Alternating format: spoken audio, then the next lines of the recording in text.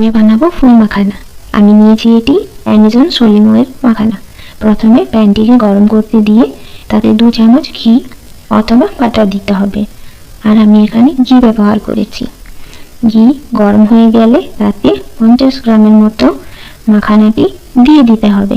এবার ভালো করে ব্রাউন না হওয়া পর্যন্ত ভেজে নিতে হবে। ঠিকঠাকভাবে ভাজা হয়ে গেলে এটি সহজেই হাতে করে ভাঙা যাবে। এবার এটাতে কিছু গুঁড়ো মশলা অ্যাড করব।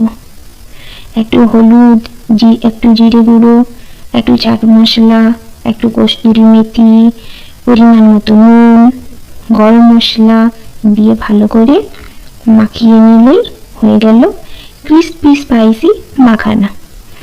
এবারে এটিকে salad, ketchup, green chilli sauce, লেবু আর ব্ল্যাক সল্ট দিয়ে পরিবেশন করুন।